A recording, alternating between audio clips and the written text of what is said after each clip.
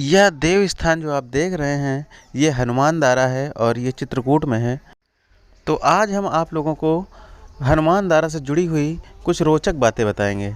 तो वीडियो में अंत तक बने रहें। अगर वीडियो में पहली बार आए हैं तो चैनल को लाइक कर दें और सब्सक्राइब कर दें। यह चित्रकूट धाम उत्तर प्रदेश और मध्य प्रदेश का बॉर्डर है। तो यहाँ पर कहीं कहीं पर मध्य प्रदेश लगता है और कहीं पर उत्तर प्रदेश लगता है। तो इस समय हम जहाँ पर हैं ये उत्तर प्रदेश के क्षेत्र में आता है और यह हनुमान धारा है जो पहाड़ी है, इसको हनुमान धारा बोला जाता है।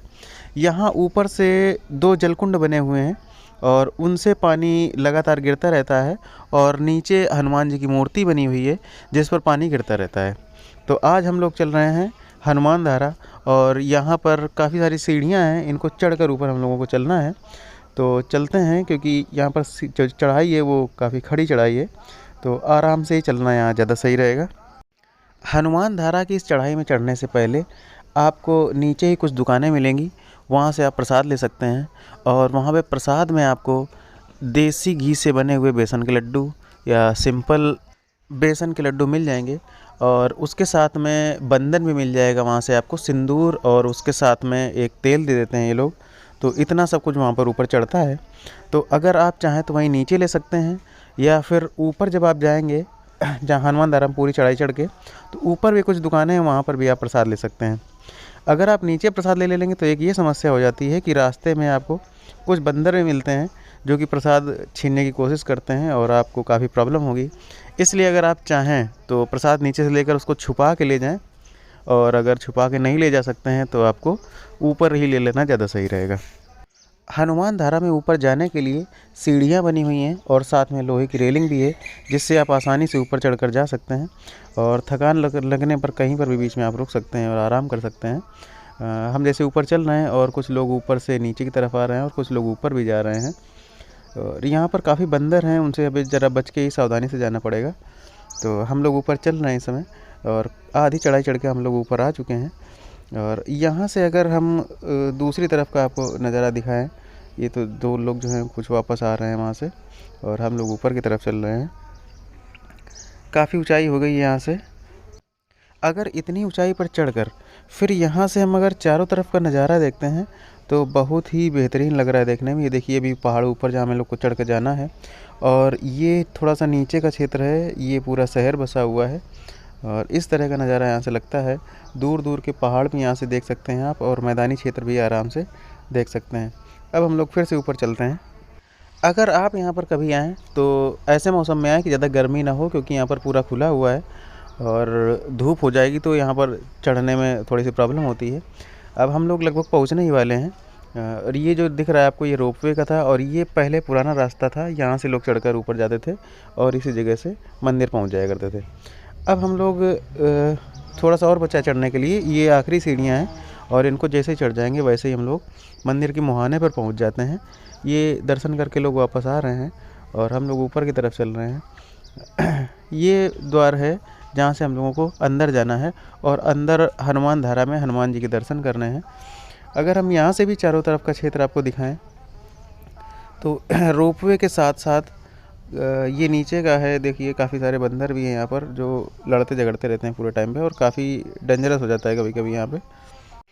अच्छी बात ये है कि यहाँ पर ऊपर आने के लिए दोनों तरफ से रास्ता है। एक रास्ता इधर से आता है, ये लोग देखो आते जाते दिख रहे हैं, तो इधर से भी आ जा सकते हैं। अब हम लोग अंदर चल रहे हैं और यहाँ पे अंदर दोनों तरफ रास्ता है, लेकिन एक तरफ का रास्ता ये वाला बंद है और इस तरफ हम लोगों को चलना है।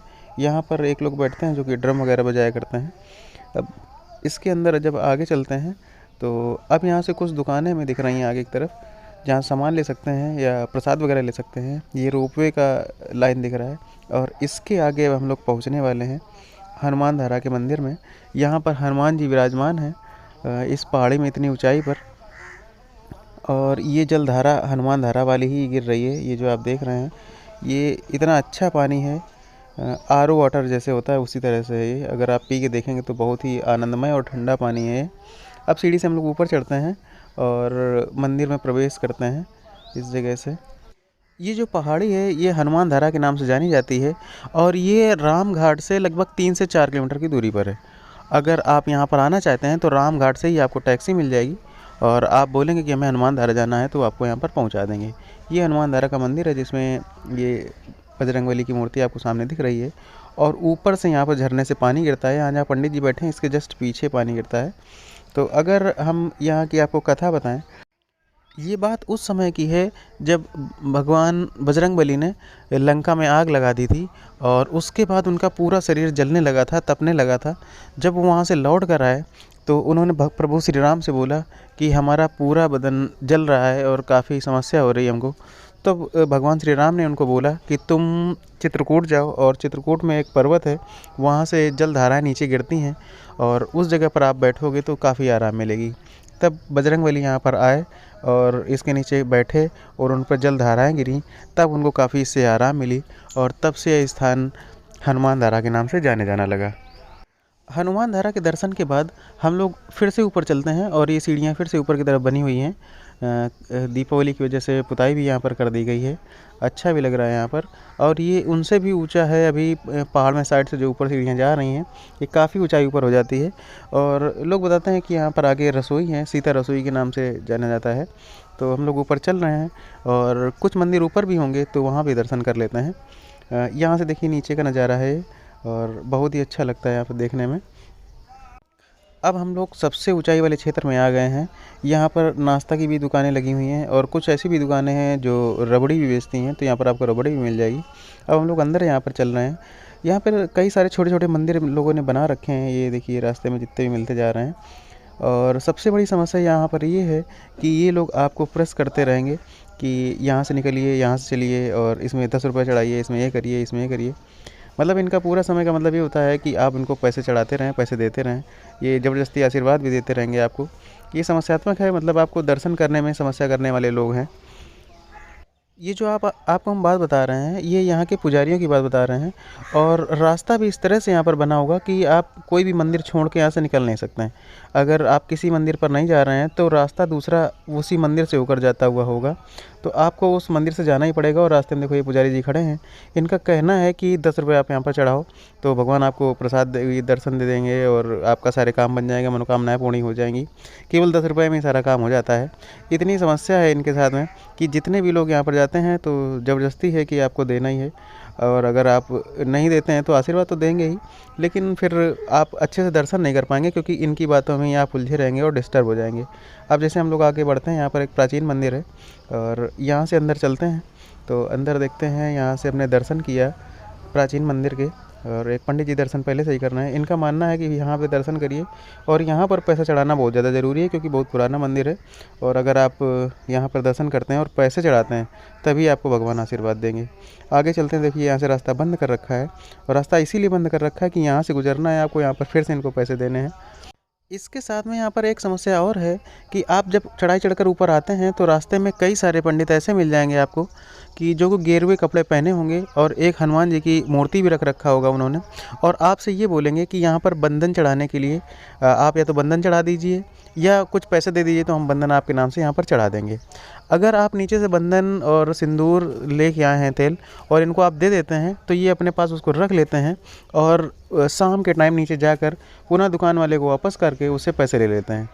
तो इतना इस तरह का लूटपाट यहाँ पर मचा रखा है। सबसे अच्छा मंदिर यहाँ पर ये है और यहाँ पर जो पुजारी बैठे हुए हैं वो आपसे प्रेस भी नहीं करेंगे कि आप यहाँ पर पैसा चढ़ाएं या कुछ भी इस तरह का करें। अब इसके बाद हम लोग यहाँ से बाहर निकलते हैं। अगर यहाँ पर आप अच्छे मन से दर्शन करना चाहते हैं तो आपको हर जगह पर इनके कहे मुताबिक पैसे चढ़ाना पड़ेगा। अगर आप पैसे चढ़ा देते हैं तो आराम से दर्शन कर पाएंगे और नहीं तो पूरे समय आप इसी में डिस्टर्ब बने रहेंगे और ये आपको प्रेस करते रहेंगे कि आशीर्वाद ले लीजिए, तिलक लगा देता हूँ, ये कर देता हूँ, वो कर देता हूँ, ये सारी चीज़ें हैं। और यहाँ पर कुछ दुकानें हम लोग वापस लौट कर आ गए हैं। अब यहाँ से नीचे चलते हैं और सोचते हैं कि अगली बार कभी यहाँ पर आएंगे तो हनुमान धारा में हनुमान जी के दर्शन कर लेंगे और उसके बाद ऊपर चढ़कर यहाँ पर नहीं आएंगे क्योंकि ये लोग यहाँ पर आराम से आपको दर्शन करने नहीं देंगे। जिस मनोकामना से आप आए थे वो यहाँ पर आकर आप डिस्टर्ब हो जाएंगे और वो चीज़ें आप नहीं हो पाएंगी, उतनी शांति से आप दर्शन अच्छे से नहीं कर पाएंगे। उतरते समय यहाँ पर रास्ते में कुछ बीच बीच में दुकानें भी लोगों ने बना रखी हैं और यहाँ पर आपको नाश्ता भी मिल जाएगा। नाश्ते में आपको समोसे मिल जाएंगे और कुछ दुकानें ऐसी हैं जो रबड़ी भी बेचते हैं। यहाँ का फेवरेट है रबड़ी और समोसे वगैरह। अब हम लोग इस जगह से टर्न लेते हैं और उसी जगह आ गए जहाँ से हनुमान धारा पर थी। तो ये मंदिर हनुमान धारा का सामने जो दिखता है और ये नीचे का दृश्य है। तो आइए अब हम लोग नीचे चलते हैं और ये सामने हनुमान धारा का मंदिर दिख रहा है। यहाँ से अंदर जाएंगे तो हनुमान जी के भी दर्शन हो जाएंगे। तो दर्शन तो हम लोग पहले ही कर चुके हैं, इसलिए अब सीधे हम लोग नीचे चलते हैं। और जहाँ पर ये जलधारा है, ये साइड का सीन हो गया, जहाँ से नीचे जलधारा निकल रही थी, यहाँ पर चलते हैं और थोड़ा सा जल ग्रहण करते हैं, क्योंकि लोग यहाँ पर जल ग्रहण कर रहे हैं। और आप भी अगर कभी आइएगा तो यहाँ पर जल ग्रहण ज़रूर कीजिएगा। इन पर पैर ना धुलिएगा, क्योंकि पवित्र जल माना जाता है। और ये कुछ दुकानें, इनसे होते हुए हम फिर से पुनः उसी जगह से वापस बाहर निकलते हैं। ये ढोल बजा रहे हैं यहाँ पर एक बाबा। अब इस जगह वहीं पर हम लोग आ गए जहाँ से 2 रास्ताएँ हैं नीचे उतरने के लिए या ऊपर आने के लिए। तो हम लोग दूसरे रास्ते से आए थे, अब हम सोच रहे हैं कि इस रास्ते से नीचे चलते हैं, जिससे नए रास्ते के बारे में भी जानकारी हो जाएगी और कुछ चीज़ें देखने को यहाँ पर रास्ते में भी मिल जाएंगी। यहाँ पर देखो एक लड़के की दुकान है चाय की, चाय भी आप यहाँ पर पी सकते हैं। और ये लोग दर्शन के लिए ऊपर अभी जा रहे हैं और हम लोग अब ऊपर से नीचे की तरफ आ रहे हैं। अब हम लोग आगे चलते हैं और यहाँ पर कुछ बहुत अच्छा सा दृश्य दिखाई पड़ रहा है। ये जो पहाड़ी है ये भी बहुत अच्छी लग रही है और कुछ कटी हुई सी समझ में आ रही है। आगे चलते हैं, ज़रा देखते हैं क्या है। नीचे काफ़ी गहरा भी है, ऊपर से जल की धाराएँ भी गिर रही हैं इस पर। कितना अच्छा नज़ारा है यहाँ पर, ऊपर से जल की धाराएँ गिर रही हैं और नीचे भगवान की मूर्ति बनी हुई है, जिससे लगातार यहाँ पर भी जल गिर रहा है। और इस जगह देखने पे बहुत ही अच्छा लग रहा है। बराबर की जगह है, यहाँ पर पुल जैसा बना हुआ है, इसके ऊपर हम लोग खड़े हैं और नीचे ज़रा देखते हैं आगे चलकर। ये स्थान जो आप देख रहे हैं, यहाँ की ये भी मान्यता है कि लोग यहाँ दूर से सिक्का फेंकते हैं और जब सिक्का फेंकते हैं तो हो सकता है उसी जगह पर सिक्का आपका रुक जाए या हो सकता है नीचे गिर जाए। तो यहाँ पर बहुत सारे सिक्के पड़े हुए हैं, साफ साफ दिखाई पड़ रहे हैं। और कुछ सिक्के नीचे भी चले गए हैं जो नीचे कुंड में पड़े हुए हैं। तो अगर आप सिक्का फेंकते हैं और वो सही जगह पर जाकर रुक जाता है तो आपकी मान्यता पूरी हो जाती है। ऐसा माना जाता है कि जो आपने मान कर सिक्का फेंका है वो आपका पूर्ण हो जाएगा। अगर वो सिक्का जहाँ पर आपने फेंका है उससे उस जगह पर नहीं रुका, दूसरी जगह रुकता है, तो ऐसा माना जाता है कि उतना अच्छा नहीं रहेगा। अब हम लोग यहाँ से फिर से आगे की तरफ बढ़ते हैं और ये लोग भी देखो दर्शन के लिए जा रहे हैं। अब हम लोग यहाँ से बाहर की तरफ चलते हैं। जब आप ऊपर से दर्शन करके नीचे की तरफ आएंगे तो भी आपको अपना प्रसाद छुपा के ही लाना है, क्योंकि रास्ते में बंदर दूर रहते हैं। और जब आपको देख लेंगे कि आपके हाथ में कुछ ऐसा सामान है खाने वाला या कोई डिब्बा ले रखा है आपने जिसमें प्रसाद होगा, तो आके आपसे वो छीन लेंगे और ज़बरदस्ती आपसे ले जाएंगे। इसलिए आपको छिपा कर ले जाना है। या जैसे आपके पास कोई ऐसा छिपाने वाला नहीं तो आप शर्ट के अंदर भी अपने रख सकते हैं। जैसे हमारे साथ में कुछ लोग अभी आगे रास्ते में मिले हैं जो कि प्रसाद को छिपा रखे हैं और शर्ट के अंदर रख रखे हैं, तो जिससे वहाँ पर बंदर वगैरह परेशान नहीं करते हैं। ये जैसे हनुमान जी की मूर्ति यहाँ पर बनी हुई है।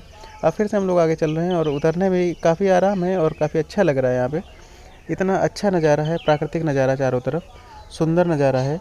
ये देखिए पूरा शहर जो है यहाँ से दिख रहा है। अगर आप भी यहाँ दर्शन करने के लिए आना चाहते हैं तो सबसे पहले आपको करवी स्टेशन आना पड़ेगा अगर ट्रेन से आ रहे हैं।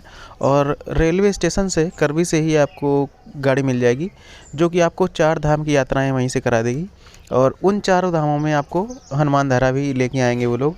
अगर आप सीधे यहाँ पर आना चाहते हैं तो वहीं से अभी आपको गाड़ी मिल जाएगी राम घाट के लिए। और राम घाट पे आके, राम घाट वहाँ से आपको पड़ेगा लगभग 15 किलोमीटर और उसके बाद यहाँ से 3 से 4 किलोमीटर आगे हनुमान धारा है। ये जगह जहाँ पर हम लोग जिस पर्वत पे हैं, और ये विंध्याचल पर्वत हैं। उन्हीं विंध्याचल पर्वत में एक मध्य में पर्वत है जो हनुमान धारा के नाम से जाना जाता है। जब आप इन सीढ़ियों से ऊपर चढ़ के जाते हैं या नीचे उतर कर जाते हैं तो रास्ते इनके लिए 2 बने हुए हैं। तो आप किसी भी रास्ते से ऊपर जा सकते हैं दर्शन के लिए और किसी दूसरे रास्ते से भी नीचे उतर कर आ सकते हैं। तो जब आप ऊपर जाएंगे या नीचे जाएंगे तो दोनों रास्तों में बहुत सारे बीच में मंदिर मिल जाएंगे और उन पर कोई ना कोई पुजारी बैठे रहते हैं। तो आप उनके भी दर्शन कर सकते हैं। यहाँ पर जितने भी मंदिर रास्ते में आपको मिलते जाते हैं। और काफ़ी सारी दुकानें भी हैं जिन पे आप कोई भी सामान ले सकते हैं, नाश्ते का भी सामान ले सकते हैं।